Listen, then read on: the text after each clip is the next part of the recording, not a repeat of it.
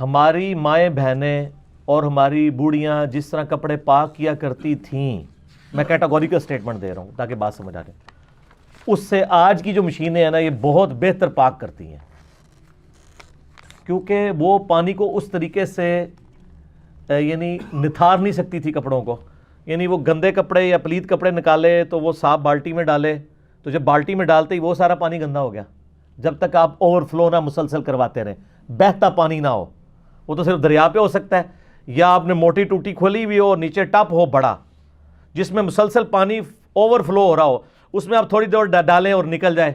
تو پاک ہو جائے گا، لیکن اتنا پانی لوگوں کے پاس کہاں ہوتا ہے؟ لوگ عموماً گھروں میں کیسے کرتے ہیں؟ پلید کپڑے پاک پانی میں ڈالے، وہ ڈالتے ہی وہ پانی پلید ہو گیا، تو اب وہ پاک کیسے ہوں گے؟ پانی کی تو قلت ہے، وہ 3 بار ایسے کرتے ہیں، لیکن آپ حنفیوں سے پوچھیں وہ کہیں گے یہ ناپاک ہی ہیں، وہ کہتے ہیں اوور فلو کرائیں، مسلسل اوور فلو۔ تو اس اعتبار سے تو حنفیوں کی بھی جو گھر کی عورتیں آج تک کپڑے ناپاک ہی رکھے ہیں انہوں نے۔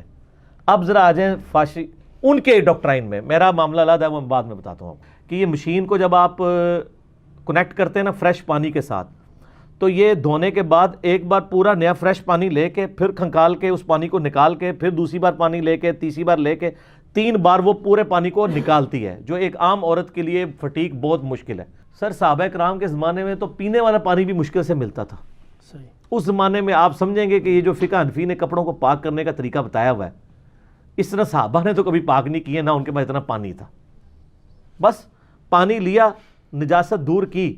حتیٰ کہ بخاری مسلم میں آتا ہے کہ نبی علیہ السلام ایک مسجد میں بیٹھے ہوئے تھے تو ایک صحابی مسجد نبی میں پیشاب کرنا شروع کر دیا، انہوں نے صحابہ کرام اٹھے روکنے کے لیے، آپ فرمایا رک جاؤ۔ جب پیشاب کر چکا فارغ ہوا تو آپ صلی اللہ علیہ وآلہ وسلم نے اس کو بلایا، آپ فرمایا یہ مسجد پاک جگہ ہے، اللہ کے ذکر کے لیے ہے، نماز پڑھنے کے لیے، یہاں پہ ناپاکی نہ پھیلائی جائے، بس اتنا کہہ دیا کافی۔ یہ آپ کا اخلاق بھی تھا، اور صحابہ کرام اس کو پکڑنے کے لیے، اب وہ پکڑتے، وہ آدھا پیشاب اندر آدھا باہر، وہ اسلام سے ہی متنفر ہو جاتا، جتنا کام ڈالنا تھا وہ اس نے ڈال لیا، جہاں اس نے تھوڑا سا پیشاب کیا تھوڑا اور کر لیتا، گندگی تو ہو چکی تھی، لیکن آپ نے فرمایا وہ تو کر لینا، اخلاق سے سمجھایا، اس کو سمجھ آ گئی۔ ظاہر ہے کہ ہمارا تو بچہ بھی یہ کام نہیں کرے گا، اس وقت تو لوگوں کو نہیں پتا تھا نا کہ بھی مسجد میں، اور مسجد میں قالین بھی نہیں تھے، کچی مسجدیں تھیں، تو نیا نیا اسلام آیا تھا، لوگوں کو نہیں پتا تھا، وہ تو اس کو اسی طریقے سے ایک گھر کی دیوار ہی سمجھ رہے تھے جیسے مسجد کی دیوار ہے کہ جی خود خشک ہو جائے گی، پھر آپ نے فرمایا پانی کا ایک ڈول لاؤ، اس کے اوپر بہا دو۔ اب مجھے بتائیں ایک بندے نے پیشاب کیا ایک جگہ کے اوپر، اس کے اوپر آپ صرف پانی کا ایک ڈول بہا رہے ہیں تو پاک ہو گئے وہ؟ آپ نے تو کہانی کرائی ہوئی ہے کہ وہ بہتا ہوا پانی آپ کے حساب سے تو اتنے ڈول بہائے جائیں کہ وہ وہاں سے نکلتا نکلتا دوسری طرف سے باہر نکلے۔ آٹومیٹک جو مشینیں ہیں